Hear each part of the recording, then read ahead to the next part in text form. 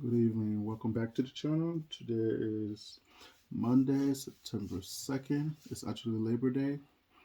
I hope you had a relaxing day if you were off and you are all recharged and ready for another day tomorrow. So, for today's story, we'll probably read a couple of them because they're both short. So, the first one, and we're doing a digital um, book instead of the hard copy. This one, I'm getting the digital copy, so we'll be reading it online. And the first one is While the Cricket Chirps. While the Cricket Chirps. It's written by Daniel Enrico, illustrated by Dorina Yamodinova. Written by Daniel Enrico. Here we go. Before there were seasons, the cricket could fly. He flew faster than the bumblebee. He flew higher than the falcon. And he flew fancier than the flying marmoset, who was quite a fancy flyer. The cricket had flown all over the world. He flew to the east. Then he flew to the west. And then he flew to the south. But he had never flown north. The ant tried to warn him that he should not try. "It's very cold up north," said the ant. "Too cold for an ant and too cold for a cricket." The cricket, however, did not listen, because crickets do whatever they want. He set off for the north that very night. It did not take him long to get there because he was such a fantastically fast and fancy flyer. The cricket landed next to a pine tree as the sun began setting. There was snow everywhere he looked. There was snow on the trees, there was snow on the ground, and there was snow on top of the mountains. The moose came walking over to him very slowly. "Oh, hello," said the moose. "Bundle up, nighttime is coming." The cricket did not listen because crickets do whatever they want. He flew up into a pine tree to settle in for a good sleep. He did this quickly because he is such an incredibly fast and fancy flyer. The owl came flying over to the same branch. "You should find some shelter from the cold tonight," said the owl. The cricket did not listen because crickets do whatever they want. He decided to rest on a pile of twigs. He was sleepier than he had ever been from all the remarkably fast and fancy flying. The cricket slept all through the night until morning. When he woke up, he was ready to go home and tell the ant about his trip. He hopped high in the air to start flying, but he couldn't. Instead, he fell right back into the snow. He hopped again, even higher this time, but his wings would not work. They had frozen solid during the cold night. He tried to warm them up by rubbing them together, but it was no use. The cricket had to hop all the way home. It took him days and days to return. By the time he got back, his wings had almost become unfrozen. When he rubbed them together this time, they made a chirping noise that no one in the forest had ever heard before. And every time he rubbed his wings together, they chirped a little bit louder and got a little less frozen. But it is important to know, dear reader, that wings are special and fragile things.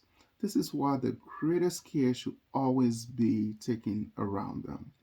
They are not meant to be frozen, and once they are, they may never be the same again.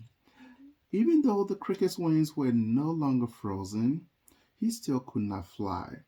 And ever since then, the cricket stays on the ground like his friend the ant and hops from place to place. And now the cricket is the fastest and fanciest hopper there is. At nighttime, you can hear him chirping from rubbing his wings together to keep warm. But he is doing much more than just that. The cricket is telling you how warm or cold it is by chirping. He chirps faster when it is warm and slower when it is cold. This way, you will not make the same mistake that he did. However, that is only if you decide to listen. Ah, that is great. Now, it says, Dolbear's law states that if you count the number of times a cricket chirps in 15 seconds and add 40, it would give you roughly the temperature in degrees Fahrenheit. I didn't know that, but that is interesting. So that's the first book, Why the Cricket Chirps. So I guess crickets chirp because once upon a time he flew north when everybody warned him to stay warm. He didn't listen because crickets do what they want. So his wings got frozen, and to unfreeze them, he was rubbing them together and it was making that noise that we hear, the chirping noise. That's interesting. So that was Why the Crickets Chirp by Daniel Enrico. Our second short story is The Case of the Missing Smile. The Case of the Missing Smile, pardon me. It's written by T. Albert, illustrated by mileillustrations.com. This is another ebook. So, The Case of the Missing Smile. And it says, now this looks like a very interesting case, Detective Peterson said aloud. Peterson? That is ironic. I'm sure that's the detective's last name, but my first name is Peterson. I found that so interesting that this book has my name in it. Yeah. Now, this looks like a very interesting case, Detective Peterson said aloud as she reviewed the huge stack of reports on her desk. I think I will handle this one myself. After several minutes of searching through the official Tooth Fairy records, she found one she was looking for. She found what she was looking for, sorry. A folder with the name Sophia Sue Simmons. Hmm, Detective Peterson mumbled as she studied the file. As Detective Peterson read the report, she noted that Sophia Sue always smiled from the time she got out of bed to the time she went back to bed. She smiled. In fact, Sophia Sue never seemed to stop smiling. Then, 2 days ago, Sophia Sue stopped smiling. Why? Detective Peterson wondered. I must find out why and get Sophia Sue's smile back, she said to herself. She searched through the file but couldn't find anything that could have caused Sophia Sue to start smiling all of a sudden. Happy at home? Was she happy at home? The smilometer indicated yes. Happy at school? Was she happy at school? The smilometer indicated yes. Happy with friends? Was she happy with her friends? The smilometer indicated yes. Everything that Detective Peterson found indicated that Sophia Sue was happy and that she should be smiling. The detective checked with the dentist and everything was fine. The detective checked with Tooth Fairy Central. All of Sophia Sue's baby teeth have fallen out, being collected as scheduled, and replaced with new, extremely pretty permanent teeth. Detective Peterson checked everything, but she couldn't find anything that could cause Sophia Sue to stop smiling. There was only one choice left. Detective Peterson had to visit Sophia Sue and see what she could do. That night, Detective Peterson flew down and visited Sophia Sue. Making sure that she didn't wake Sophia Sue, she sprinkled magical tooth fairy sand into the air.